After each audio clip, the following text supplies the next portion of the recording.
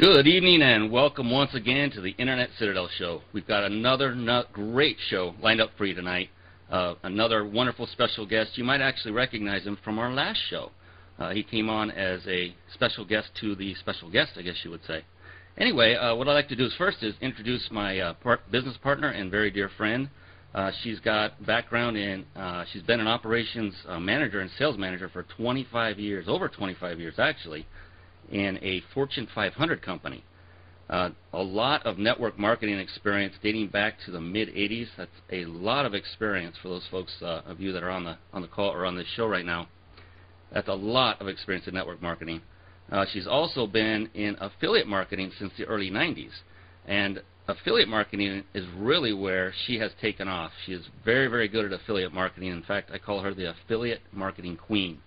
One other thing, she is currently the National Marketing and Sales Director for a bridal shoe company, and it's a very neat, nice bridal shoes company that's up and coming. It's called Bliss Bridal Shoes. Go ahead and check them out. And she will correct me if I get this wrong. BlissBridalShoes.com. Go check them out if you have anybody getting married soon. Fantastic line of bridal shoes. Without further ado, I'd like to introduce my very good friend and business partner, Kathy Stover. Brian, hi, good evening. I'm so excited to be on another week with you. Thank you so much for that awesome introduction, particularly about sharing Bliss Bridal Shoes with our audience as well. Something that I want to share about my friend and business partner Brian is he has been a software engineer for over 23 years. He has also been involved in multi-level marketing, affiliate marketing, network marketing since the 90s.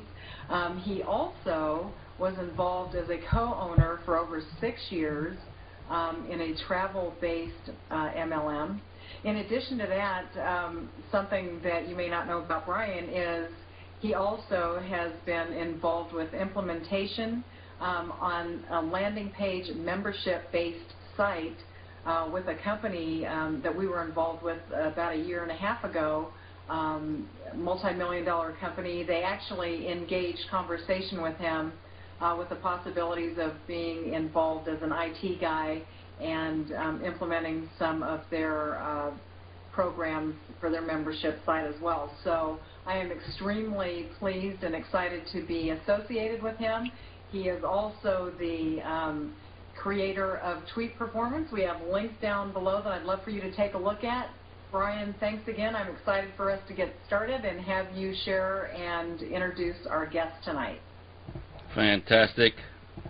We're going to have a very good show, as I said earlier. Our next guest, we've got quite a bio on this gentleman, and I'm just going to read through it. I apologize, but it's impressive enough that I felt that we should go through it all. I'll go through it rather quickly, but keep an ear out. This gentleman has a lot of background that brings a lot of value to our show, not only in his knowledge, but we also consider him a very dear friend as we've gotten to know him much better over the past few days, actually. I've known him since, I think it was about February of this year, so we're dating back a few months.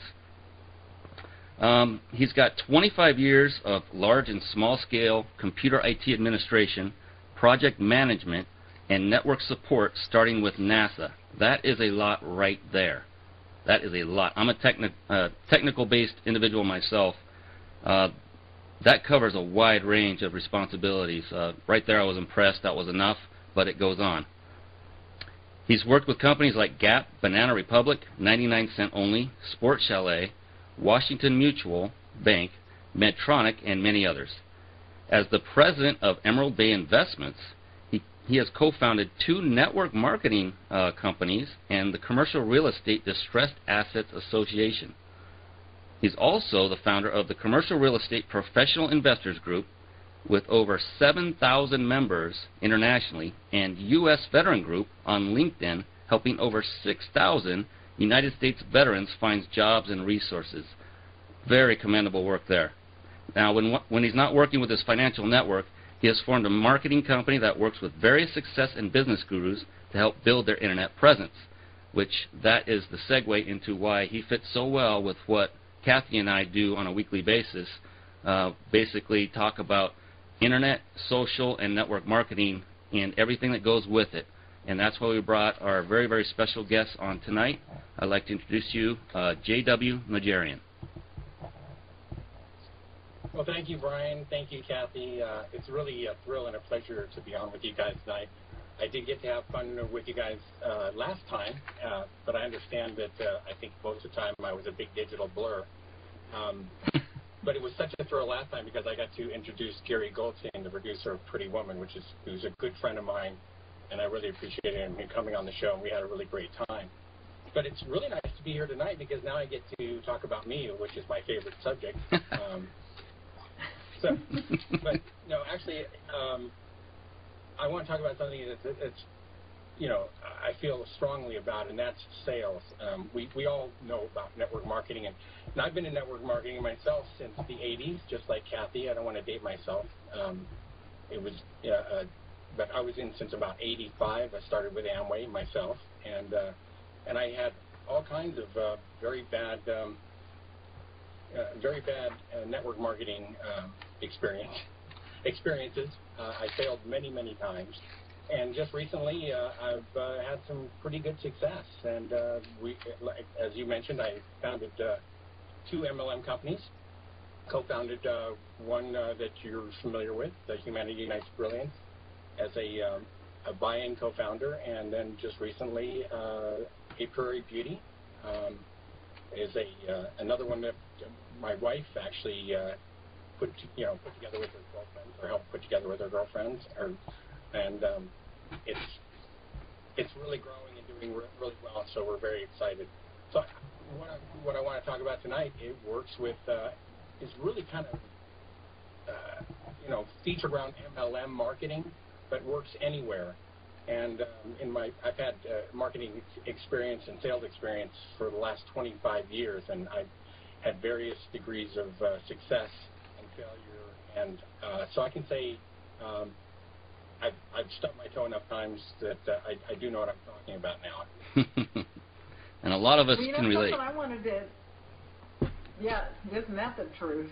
Yes. Something that I wanted to ask JW is, since we're talking about the art of natural selling, what's the difference between selling and natural selling? Is that like organic and not organic? Very close. Before let me get the legal stuff out of the way. This is natural selling. It's actually a trademark term. My friend down there, you see him, Michael Oliver. Okay, it's a trademark term, so I don't want to use it loosely, and I don't want people to have the impression that this is my term. Michael Oliver is a friend of mine, and also I actually read his book before I met him, and I was taken back by it because it kind of took everything I knew and turned it on its head, but it made sense. And I've used it with a lot of success, and I believe in it. And now I've seen it. It's funny because I call it new paradigm marketing, but it's kind of funny. It's actually old paradigm. It goes back to the old days when people used to actually call other people, and when people would actually, before the internet. I don't know if you guys remember that far back, but before pre-internet. People used to call each other on the phone. They actually used to listen to each other. And to answer your question, you have conventional marketing. And conventional marketing, I always saw as very hard for me integrally. I went to classes, I read all the books, I learned all this stuff, and I saw the great guys were making a lot of money doing it, so I thought I had to do it too, and that's to convince the Eskimo to buy the ice kind of scenario. We have to push everybody. It's all about convincing somebody to do something they don't want to do. And I think that 9 people out of 10 would rather shoot themselves in the foot than sell because of that. And it was very disparate. I felt like I had to be out of character and out of integrity to sell. And I don't like adversarial business, and that's one of the other things I wanted to talk about tonight. One of the things you'll see on my bio if you go to LinkedIn is that I'm very against adversarial business anymore. I don't believe that you have to screw somebody else in order to win yourself. I believe that I really do believe in the win-win scenario for everybody. And so I'm into affiliations, joint ventures, alliances. with others, and building what you mentioned, the Commercial Real Estate Distressed Assets Association. We have partnerships with all kinds of wonderful companies, and we're all working to make everybody better, and we're all using each other's brilliance to move into areas where nobody's ever gone before. And we're excited about it because the distressed asset situation is a situation most of you know is a very bad situation that could lead us into an economy that will not recover for the next 20 years. So we're working diligently to hopefully find solutions to that issue. And it's certainly much better to work with people than against them. You know, like Kathy and I joined forces. Before that, we were each going it alone on our own separate way. It really doesn't matter what kind of business venture you have. It does help to have additional people that are, quote-unquote, on your team. They don't have to be actual physical partners or, you know, official partners per se, but like what JW is talking about, building a network of individuals where you always build up a win-win situation. I've always heard that term as joint venture. You mentioned several other terms that are very appropriate as well. But, yeah, Kathy and I have been through this MLM ringer as well, and that, you know, no pun intended with the phone, the ringer. But I was there in the pre-internet days as well, and it was very, very difficult to build business with just the phone. But because the internet's come on, it's become less and less a relationship business, and now we're trying to pull that back in, and that's kind of, I think, on par with the discussion we're having tonight. Absolutely. You're going to hear natural selling. You're going to hear nurture marketing, in-service marketing. I mean, there's a zillion little phrases. And I think we're all realizing now that we've been out there.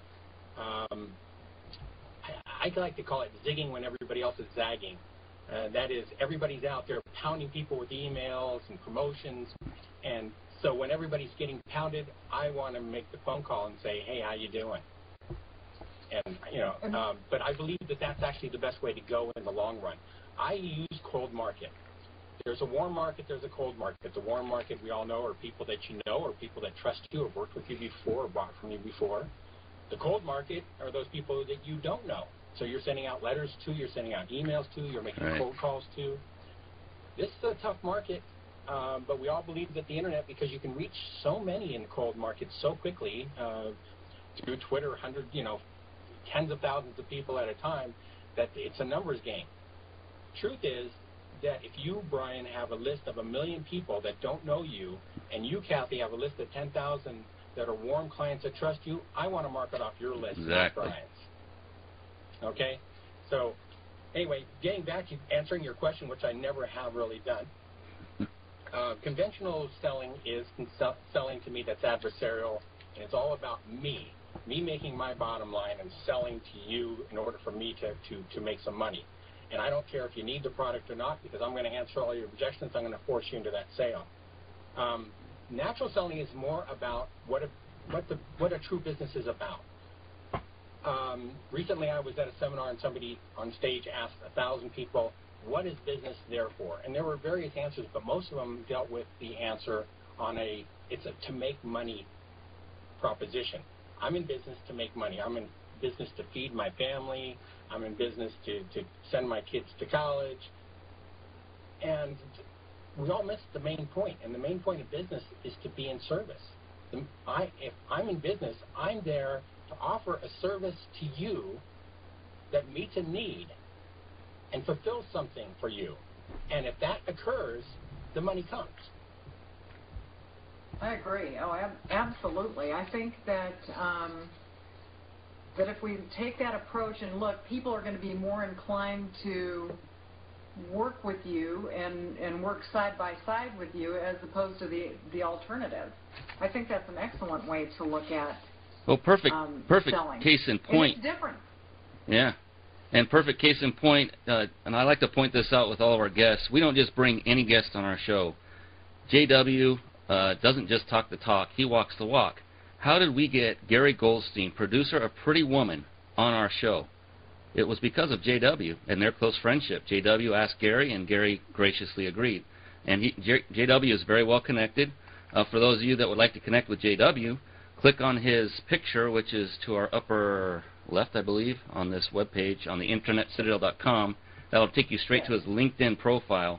If you're not on LinkedIn, get on that. That's a great place for business professionals to network. and be sure to add JW to your contact list. And he's got quite an impressive list there, but he's an incredible networker with a multitude of contacts in many different arenas. And because of what he's done for Kathy and I, we're going to do what we can to reciprocate. And that's how this beautiful synergy works between people who are working together versus adversarially. So I just want to point out that JW isn't just here giving lip service. He does actually walk the walk. Thank you, Brian. And what you said, oh, go ahead, Kathy. I was just going to say, I'm glad that Brian interjected that, because so many times, you know, we put ourselves out there as, I mean, we are salespeople if we're in any type of multi-level marketing business and a lot of other businesses. So because of that, the perception of people on the other end a lot of times is it's going to be that pounding, that it's all about me, and not that I really want to take care of you and work with you and help you. It's almost like the people that we're working with are our customers, and I think if we reciprocate back and forth, we're their customers, they're our customers, and treat each other in kind, it just has a whole different feel and a whole different outcome.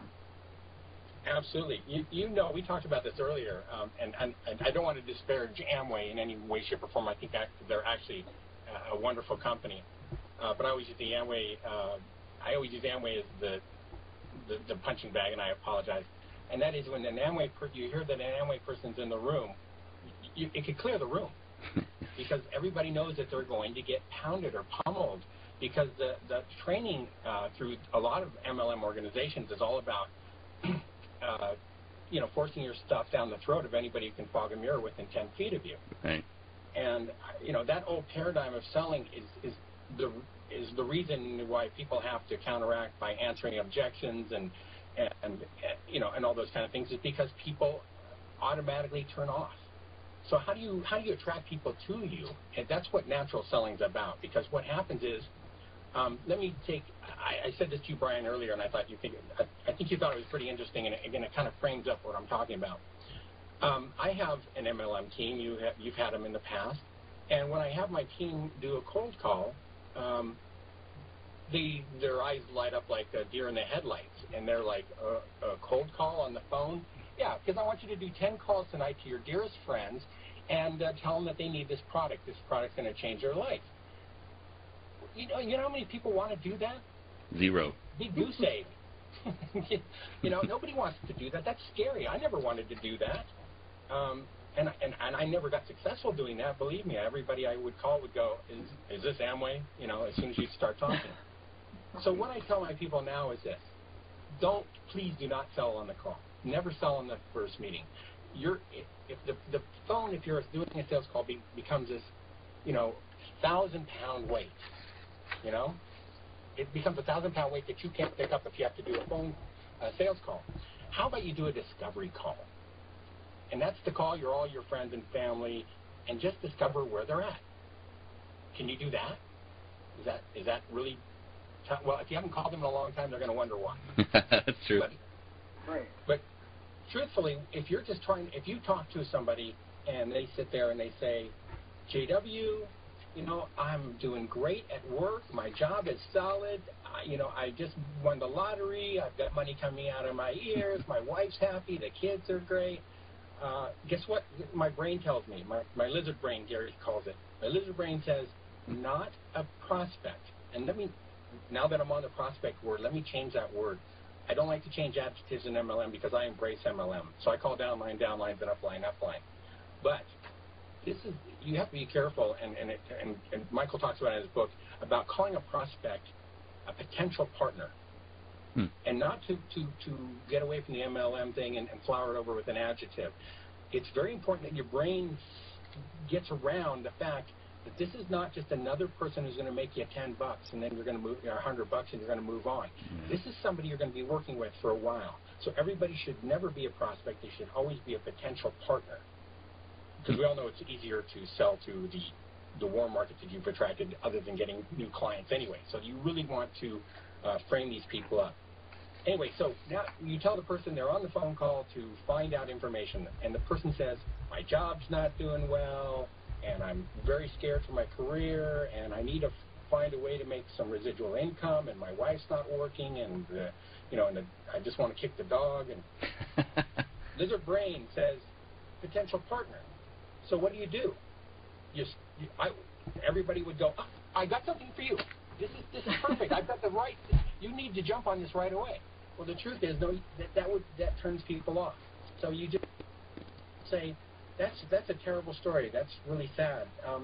Hey, have a great day, and you call them back in a couple weeks, and you say, hey, Brian, we talked a couple weeks ago, and you mentioned your problems at work and you wanting to kick the dog. How's that going?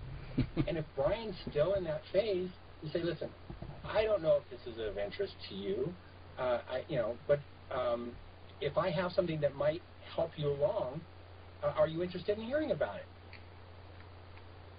Obviously, it's showing genuine, but it's showing, to me, it's showing genuine interest for the other person. And if you're not looking at them as a prospect and you're looking at them as a potential partner, you want to start developing that relationship right there, right?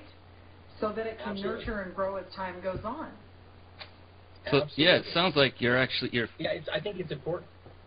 Yeah, you're putting that frame set around them, but at the same time, while you're calling them a partner, it's also having that impact on you mentally as well. That you're going to treat them more like a partner rather than a prospect. So I think it goes twofold. I don't know if the book mentions anything like that, but definitely when you verbalize things that way, you are going to believe it more than you would if you hadn't verbalized it that way. If that makes sense. Well, the truth is, you do need to believe it, because if you don't believe it, you're in the wrong place. Okay, does that make sense? Excellent point. Yes. And I've got to hit the point here, because it goes a little farther.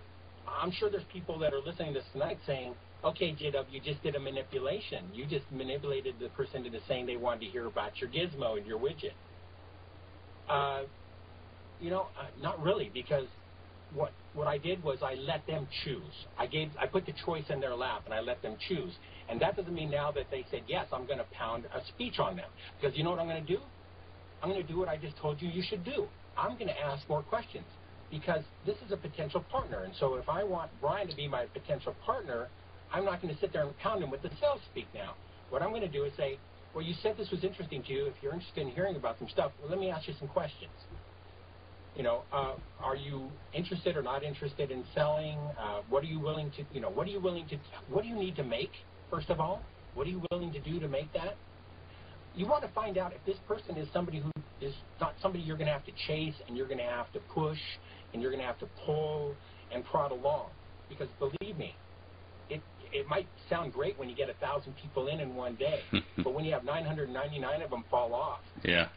It sucks. What difference is that? You're spinning your wheels. So you want to know that, you want to know that who you're working with is somebody that you can work with and really wants and is in integrity when they tell you they're willing to put forth some effort to do it. When you get that answer, obviously if they say, I don't like to sell and I don't like to do anything and I don't want to move anything, I just want to buy a lottery ticket and that's going to be my plan for retirement, Lizard Brain again says what? Not a potential partner. So move on. Right. They say, yeah, I'm willing to put it all out there. I don't care what I have to do. I'm tired of where I'm at. Now, you can start talking about your product, okay? And I do want to plug Michael's book one more time. Let me read it. It's the How to Sell Network. I love this title. How to Sell Network Marketing Without Fear, Anxiety, or Losing Your Friends. How's that for a title? Nice. Love it. Nice. Okay? It's selling from the soul, and that's the point I wanted to get to. Because if you don't believe in your soul about your product, and you and I talked about this before, earlier today, Kathy, I've been a top salesman all my life, but never with a product I didn't believe in. Yeah, I think that's very important, because you don't, well, first of all, it has to do with your integrity, and I think that that's a big part of caring about or having interest in or believing in whatever it is that you're selling out there.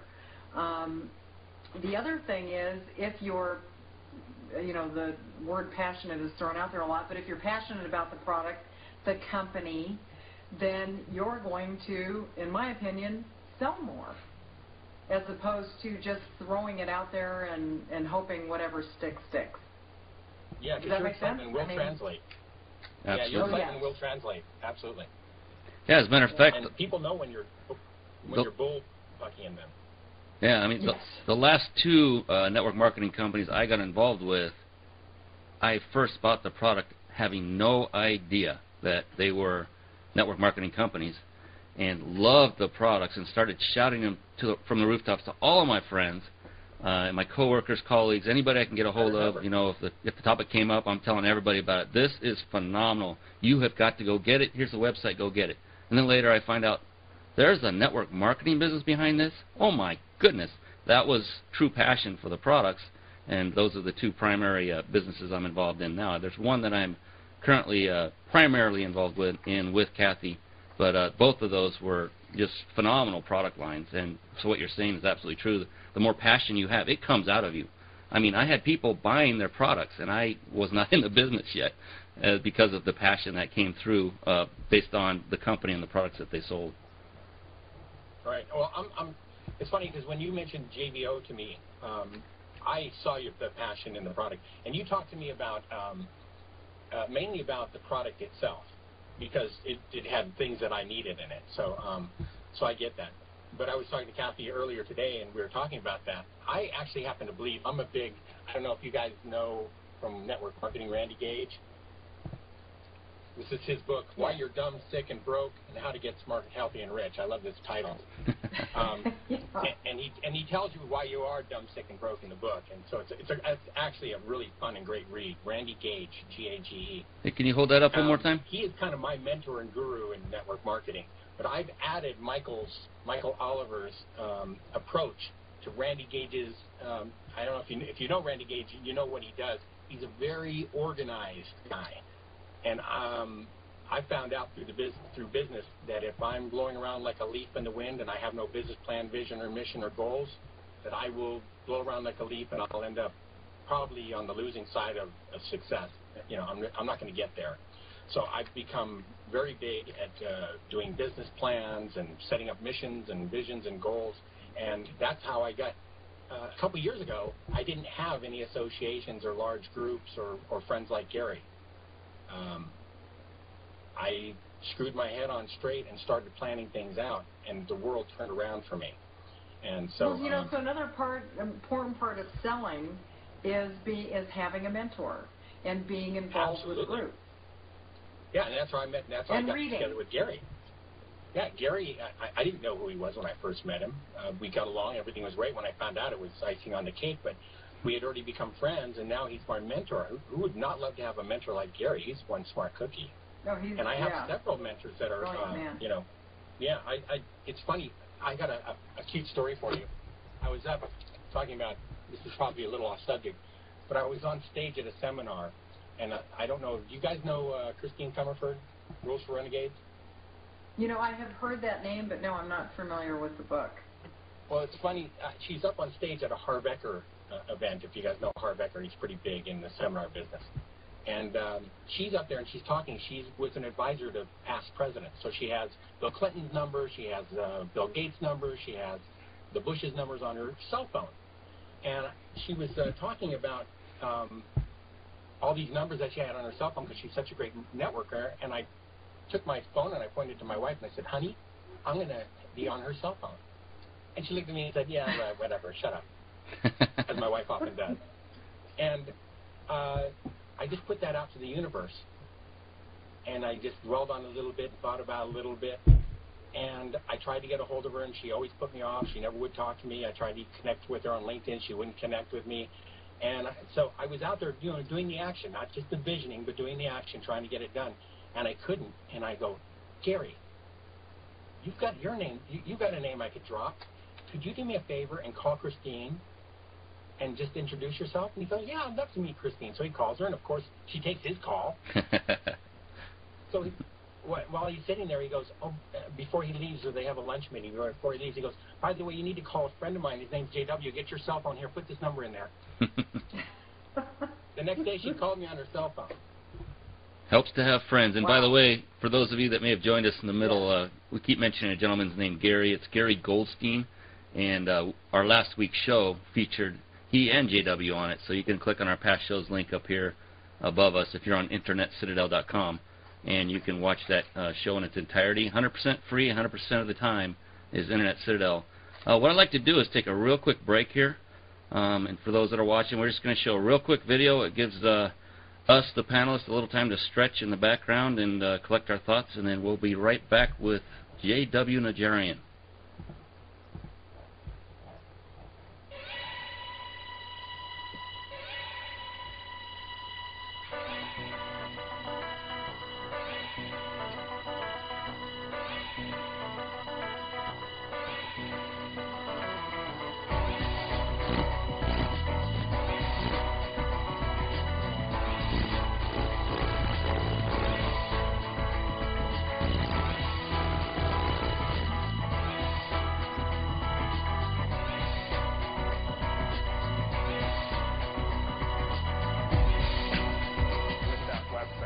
Just check out all the amazing features from our free bulk mailing software to our free video hosting services.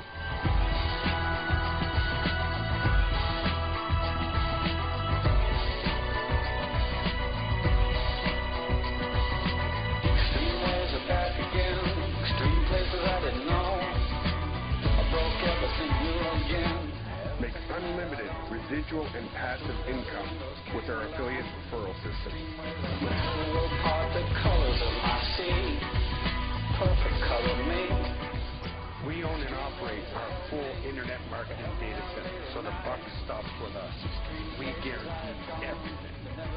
Sign up now for your dirty basements, dirty noise, dirty places coming through. Extreme worlds alone. Did you ever like it then?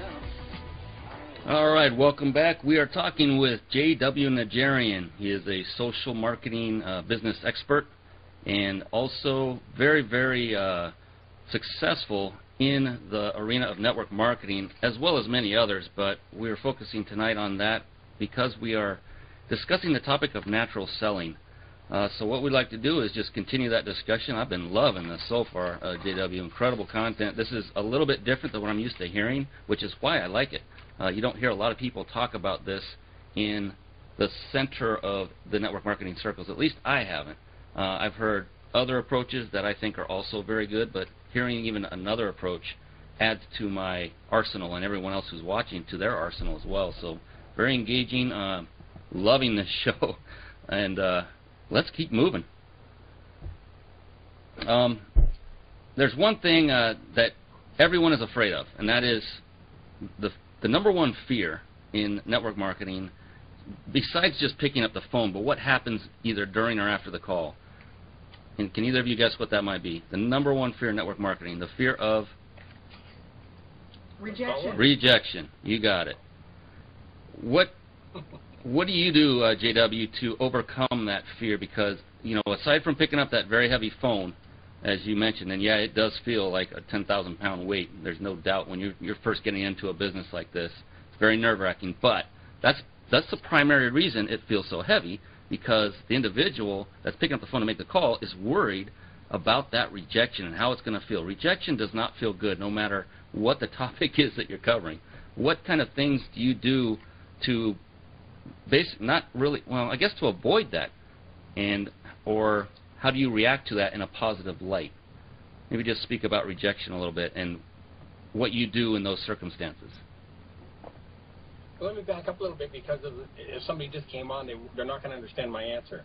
Okay. If instead of making a cold call sale where you need to make a sale on this call, which it makes the 1,000-pound weight, instead of doing that, if you're just going after a fact-finding mission to find out if this is a prospective partner for you, then where's the fear of rejection there? There is none. Okay? So now on the follow-up call, okay, you're going to ask some more questions about whether this is, okay, you found out that this is a person that might need some help. Is this a person who's actually going to work? And put some effort out. This is the next fact-finding mission.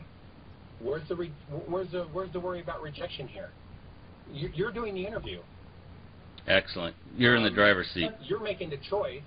I don't understand in this particular scenario where there would be rejection, and if there is, I'm glad it's eluded me. Yeah, and that's the very reason I want to bring that up. Does that answer the question? Absolutely, perfectly, and that's why I brought it up, because that's the number one fear people have.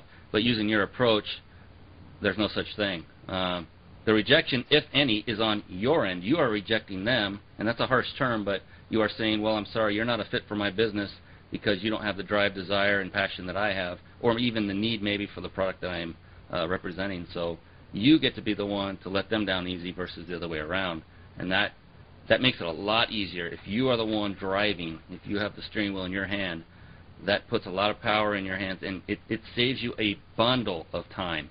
Like JW was discussing, don't chase people. Chasing will do nothing but cost you valuable time, and as such, a lot of money in the process, because that's time that you have spent chasing a prospect who really isn't most likely someone you should be spending your time chasing, is taken away from the time of those that are interested, and that is where the money comes into play, those that do join.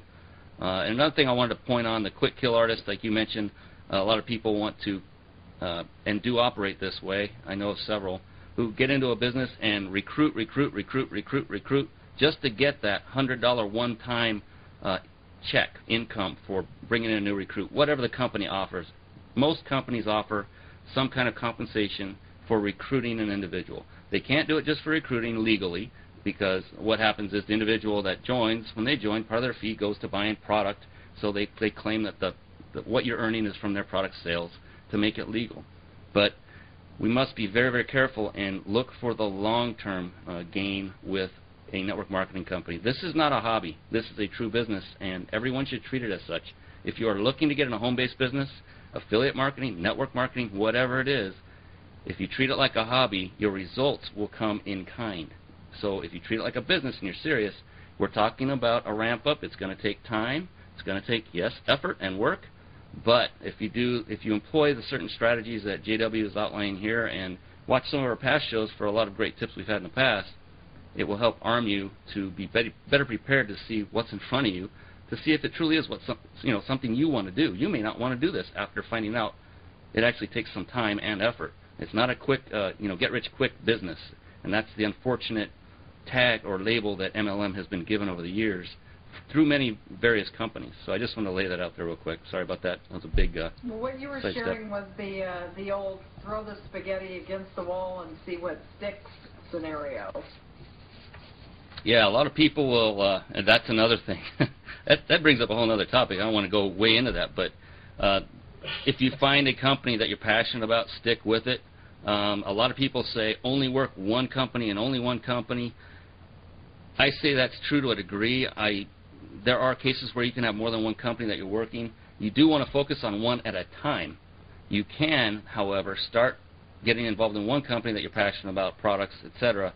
Build it to a point where it truly runs on autopilot, and you build it to a point that you're happy with, and if you're interested, you see another product or company you want to look at or get involved in, then at that time it's fine. But if you keep jumping before you hit a point of satisfaction with a company, a success level, you will just end up eating your time, chasing company after company, product after product.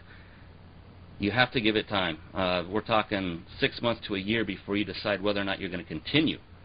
So you need to put in an initial 6 months to a year of effort. You don't just join, expect this heavy hitter that's right above you to spill and have your downline filled and you get rich off of their efforts. It doesn't work that way. It must be from your own efforts. Well, if you keep jumping around, too, you're going to burn out all your contacts. They don't want to keep getting called and emailed to hear that you're with Company X now and you were with, Company A 2 weeks ago or 3 months ago. Very excellent point. There has to be some commitment. Along with the passion, there has to be commitment, for sure. Excellent point. Yeah. Absolutely. Well, JW, when you're talking, you're doing your second call, and you're to the point where you're going to decide whether or not they are fit for your business or not. And this is actually a question that Kathy had posed. That was an excellent question, which was, are there any dialogue, during that dialogue while you're talking, are there any quote-unquote triggers that tell you, well, this is either the right person or no, it's time to move on. I need to move and let them down easy and move on. Are there any type of phrases or triggers that you look for that help you to determine, yes, they're a good fit, or no, I don't want them in my business with me? as a partner? Yeah, that's a tough one for me to answer because I guess I do it from the heart, and I don't want to make it sound like it's not learnable. Does that make sense? Yes. Because it really, you know, when you're doing the old sales techniques about are you green, yellow, blue, or your eyes going to the right or left, are you not seeing me, am I breathing with you? No, that you know, makes what me is mad. it? Oh, yeah. I never teach any sales stuff, and I think that these organizations get together and have these huge seminars and teach all this sales stuff are hurting. What does this do to people? This is not duplicatable. They talk about being duplicatable. A good salesman will do well in your organization, but is he duplicatable? No. Nobody can do what the good salesman does. They're unique. We're all unique. Right. So how does the average guy do it? The average guy just needs to come from the heart and the soul. And if I'm talking to you, Brian, like I said on the second call, and you have said to me that you're willing to do what it takes, and here's test number 3. I tell you what I got, and you go, face cream? I don't want to sell face cream. You know? Lizard brain. This might not be a good partner for me. I'll tell you what, you know, Randy Gage, he's been around a long time. He's put organizations together right and left. And he's from the old school. I mean, his stuff follows, you know, the Amway school right down to the letter. But even he has learned that you really need to, you can't go out there and spin plates with people, okay? If I get you and Kathy in tonight and I get 10 of the other audiences in my thing tomorrow, and they really don't want to be there and they really don't want to do anything and they're really not good at, they don't believe they're good at anything, I'm going to have to go train them and teach them and hold their hand, and I'm going to have to go spin their plate, and I'm going to have to run over to you and ask you why you didn't buy toothpaste this month, and then run over to Kathy and say, did you buy your paper towels? And you know, that's not what I want to do. It's not my passion to go babysitting my group. And people who say that that warming up your group and being a part of your group is running the whole thing and being a big control freak, I totally disagree with that whole thing. If your group can't motivate them, can't be self-motivators, you've got the wrong group. So Randy Gage says now, where he didn't before, you grab somebody who says they want to do it, and they say face cream, wow, I love face cream. And you get into business with this person, and you can now sit down with them, and you can go ahead and spend 6 to 8 weeks with this person without feeling bad about it, sitting down and showing them what you do and how to do stuff, and getting to the point where they feel very confident moving on and doing it themselves, right? Exactly. You're hitting the nail on the head with this one. Kathy, we can name off a few right now. We won't, of course, but we've been down this path. Yeah, we've been down this path. Believe me, and you want to build an organization to 2,000 to 5,000 to 10,000 people, personally, you don't need to bring in personally thousands. You need to personally bring in 4 or 5 really great Exactly. And that's what kind of puts the brakes on some people, because to get those 4 or 5 really good ones takes a little bit more time. Actually, it could take a lot more time, depending on how well you are already acquainted with that individual when you start this process. But yeah, Kathy and I, that you can get people like what you have described, JW, where you're spinning the plates and running from one to the next, and that's all you end up doing is running from plate to plate. You're not building your business. You're helping people who are not willing to help themselves. Can you help me do this? Can you do this for me? Can you recruit for me? Can you build my website for me? Can you do this for me? It's like, no. I will help you if you put forth the effort. I will steer you in the right direction. There are training videos. How many times have you... Yeah. How many times have you heard this scenario or done this scenario? Because I did it a few times before I figured it out. And that is, if I go and I stuff a bunch of people under Nancy, and I go and stuff a bunch of people under Bob, that's going to put a big fire under their AAS. Yes. Other letter. And and then they're going to move ahead, because once they see a check coming in, that will make them motivate them. Doesn't happen. How often does that work? Never. I've never had it work. Never. They go, my goodness, this is great. Look at all this money. Be on the call listening. We have a good friend that may be on the call with us tonight, a mutual friend of Brian and I, Joanne, that she would be, I'm sure she's sitting there nodding her head on that one as well. That's something that we have all done. and it's a bad trap to fall into. And I think, JW, part of that comes from truly talking about, wanting to help people. It comes from a place of wanting to help people and help them succeed, not thinking that if you do that and put those efforts and that care out, that it's not going to go any further than that. It's going to, right. The ball's going to stay in your court to keep doing that. And that's not really how we need to approach it. So. No, I tell you, you know what you want to build in your downline? You don't want to go spinning the plates as we talked about. What you want to build is to be able to build community. I like it. Everybody, yeah, people get together and they're friends, and we have burger lunches together and parties, and we enjoy talking to each other and going to this and building the seminars and putting them together. And I love the few times I've actually found that camaraderie with a bunch of people or like-minded thinkers going the same direction, working the same path. My God, the stars, the planets align and the stars shine brightly. It's just a great time.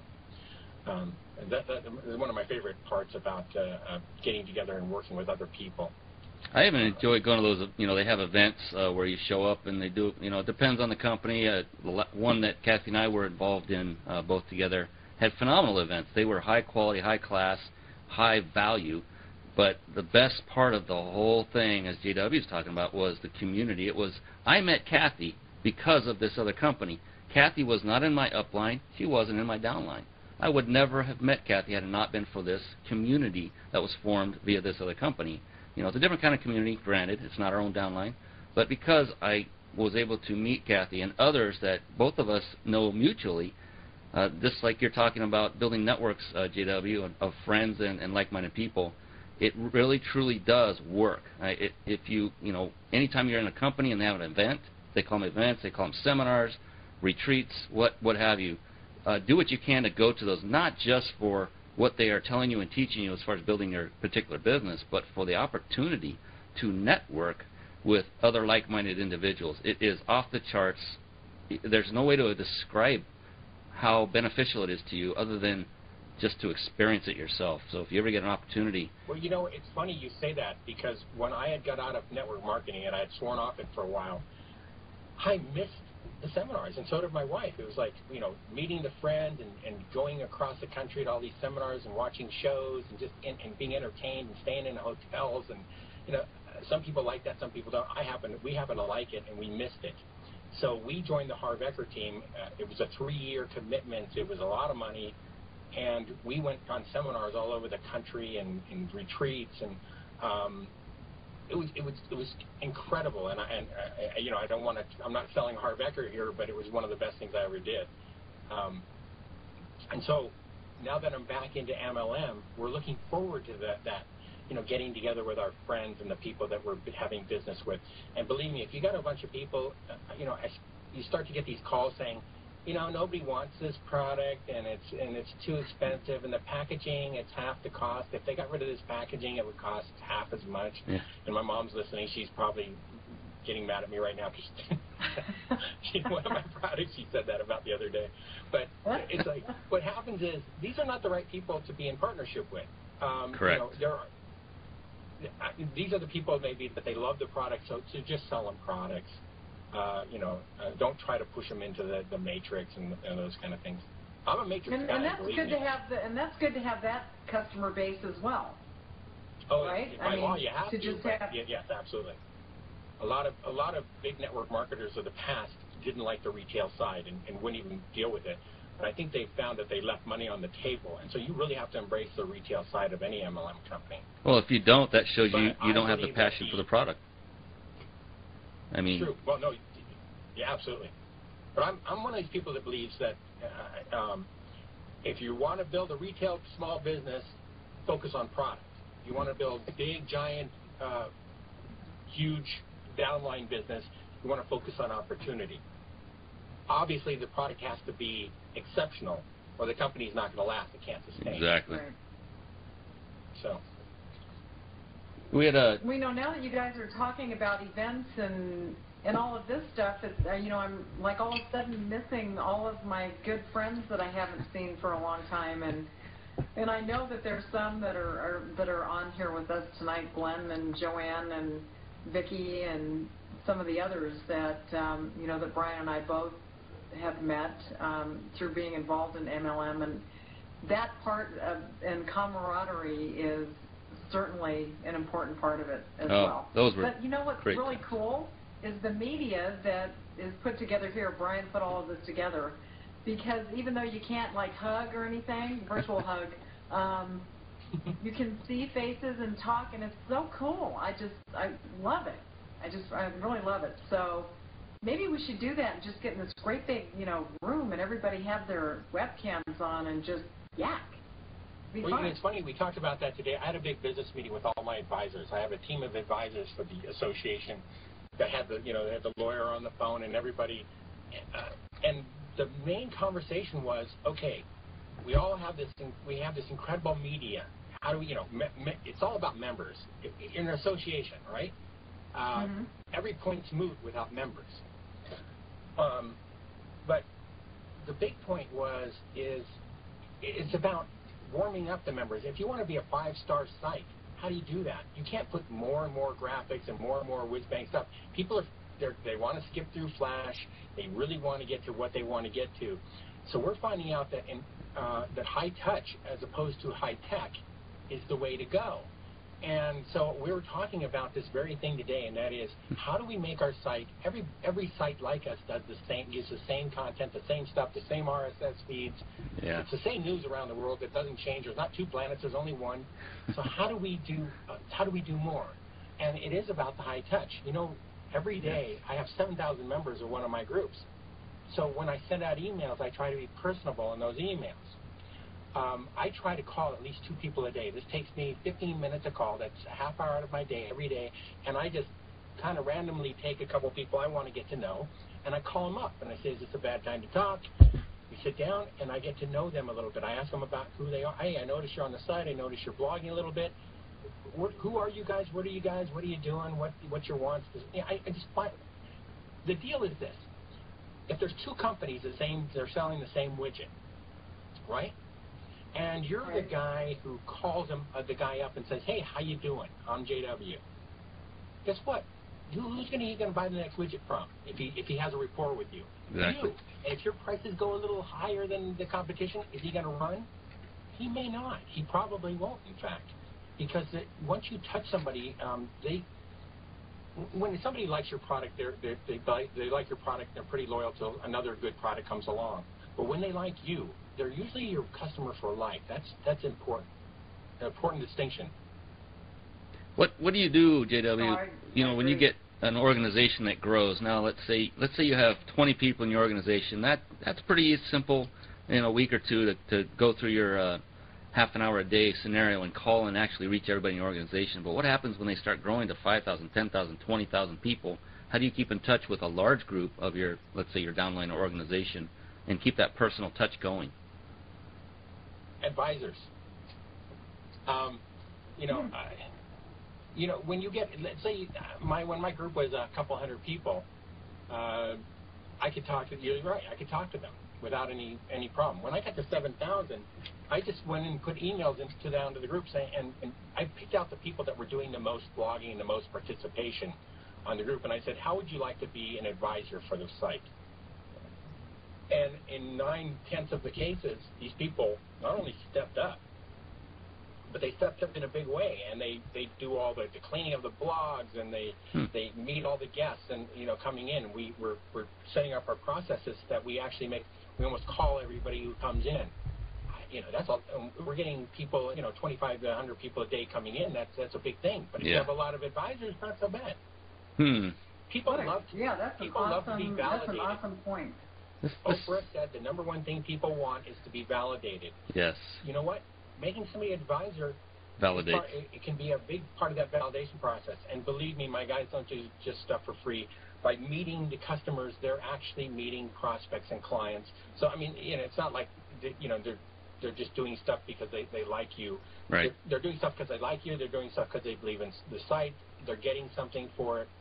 And so I try to treat them as good as possible, and I try to keep them, I try to keep patting their back and letting them know thank you, because they make everything go. I keep the big wheels going, but I mean, they're the ones that keep the members coming and keep the members staying in. And that's a whole topic that could be branched off on by itself. Kathy, you and I were just talking about that right before the show. You remember a group we had in the past company did very similar to what JW's talking about. Advisors, we had different terms for it. And Joel Christopher hit on that as well, if you recall, about outsourcing your day-to-day tasks to others. This isn't really outsourcing. This is truly the partnership model that JW has been talking about, where they are partners of yours. He is giving them incentive to help out.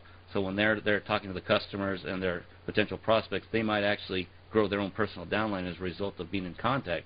And that's kind of similar to what something Kathy and I had been involved in the past, which we were just talking about reviving in the coming months with our own current company. Do something similar, because you do get to a point where you just cannot reach out and touch everybody. And there are other ways to do it as well.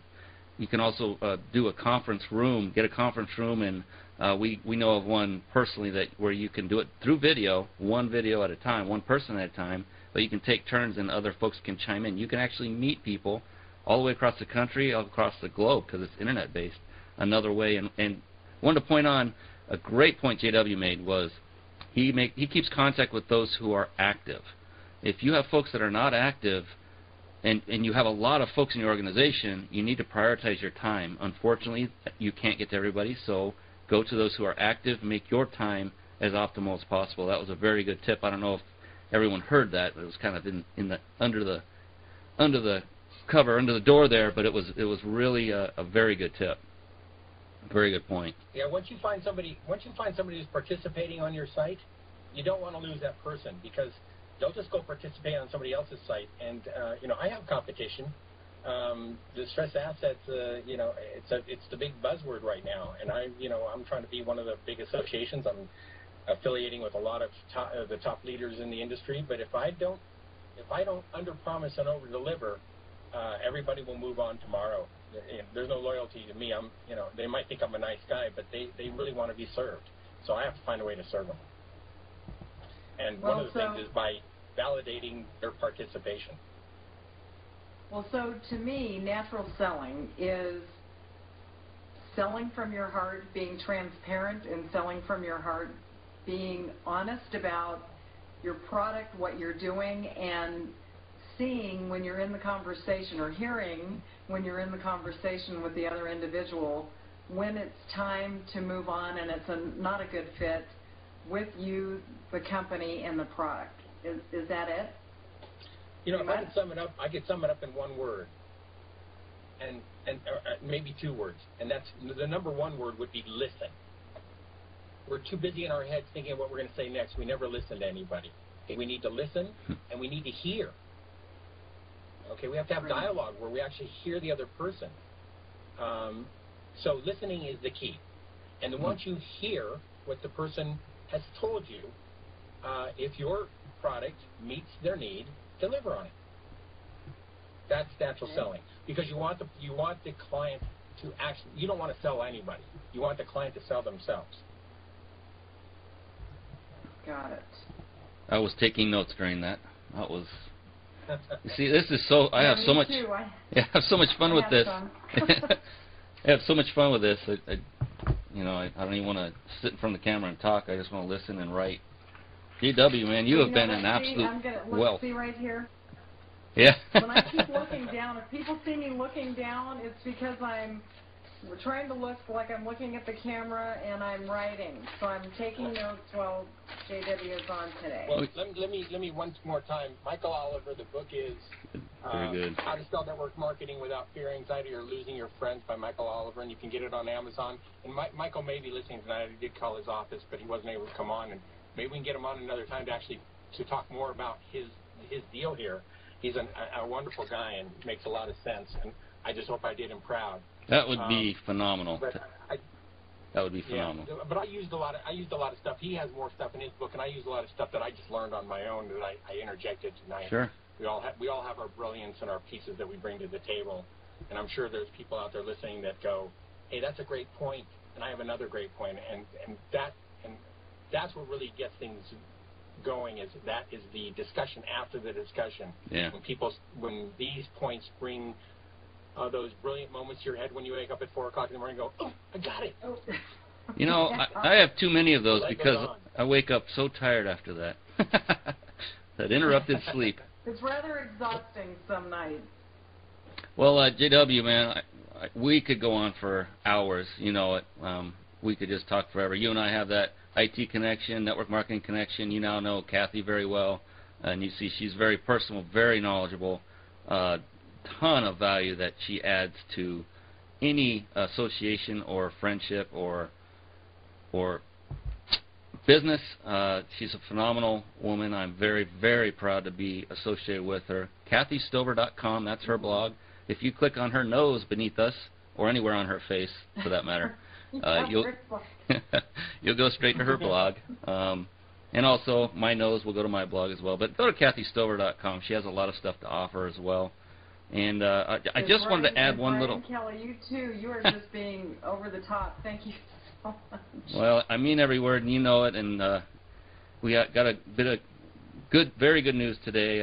And I'm not going to go into it as a personal matter, but just I'm on cloud 9 for you, Kathy. Just want you to know that I've been praying for you, and it was wonderful. I feel fantastic about that. Thanks. I know we're running a little bit over now, but we always do a little bit. There was a few times we've touched on, and this is kind of paying it forward a little bit, helping other people out, part of what I'd like to do. It's real quick. We've talked about products. How do you know if you're in the right company? How do you know if you're choosing the right company? What guidelines can you go by to figure out if you are going down the right path? You may be involved with a company right now, and for whatever reason, that passion, that drive isn't there. There might be reasons behind that either you know outright or perhaps you don't know. I found a great resource, and actually Kathy and I got to meet this individual. We had him on a past show. His name's Lou Abbott. Fantastic compilation of what he calls the 12 critical success factors, and he's compiled it all in this book. It's called, I'll do it this way, it's called MLM The Whole Truth by Lou Abbott. And you can actually go to that website, mlmthewholetruth.com. Very short read, very good read. You can see how thin it is. Nice big words for us whose vision's starting to fail us. It's great for me personally because I used to have 20/20 and now it's, I don't know what number it is. It's horrible. But Lou Abbott it's just a wealth of information. I highly recommend that you not only look at this book or get this book and read it from the guise of picking your next company if you're not happy with where you're at, but using it to judge the company you are involved in now. Do they meet the grade? They don't have to score aces on all 12 of his 12 critical success factors, but they should pass the grade on the lion's share of them, 10 or 11 at least. And it's phenomenal. So I just want to pass that out. I'm going to let Lou know that we were talking about him today so he can feel good about the fact that, you know, this is what happens. We bring people on the show. We like to pay them back for their time and their efforts and help them along. So if you know of anybody, you're watching the show, or perhaps even you yourself have some kind of knowledge or background in the industry of network marketing or internet marketing or social marketing. Affiliate marketing. The big one is social marketing. Kathy and I could use a lot of help in Facebook. Wink, wink, JW. But I need help too. Yeah, but that's what. Yeah, that's what we're hoping to bring on another guest that JW knows. Again, JW is so incredibly well connected. But I'm rambling on. We need to wrap this up for everyone. So go ahead there, JW. He wants to tell about this book here. All right, you're on. I'm sorry. One more plug: 10 Steps to Successful Sales by Brian Lambert. It's on Amazon. Just came out. I'm on page 135. I'm quoted in the book. So all right. There it is. Thank you, Brian. JW's Names and Lights. Excellent. There you go. Right on. JW, it has been such a pleasure to have you on tonight and sharing all of your knowledge. I had a great time talking with you earlier today and getting to know you a little bit better. That was fun. And look forward to having you on again with us sometime soon, I hope. Absolutely. Absolutely. And Brian, to you, just thank you so much for all the accolades. You know that I really appreciate your friendship and what you do to put all of this together for us. And don't forget his tweet performance down at the bottom. Get him going on that to get it put out there. So take a look. It's phenomenal and can help you in your social networking with Twitter. And I'm going to bow out for now, say thank you so much to everybody that took your valuable time to come in and join us this evening, and look forward to having you join us again next Tuesday night at 6 p.m. Pacific time. Thank you guys for your brilliance. All right. Thank you, JW, Brady Bunch. And whichever way you are. All right. We'll see you all next week, as Kathy said. Thanks again for spending your time with us, especially JW. Appreciate all the effort you went through to make this happen on your end with the technology issues. A lot goes behind these shows, but that will be a topic for another day. With that, we bid you all good night, and thanks again. We'll see you next week. Bye-bye now. Good night.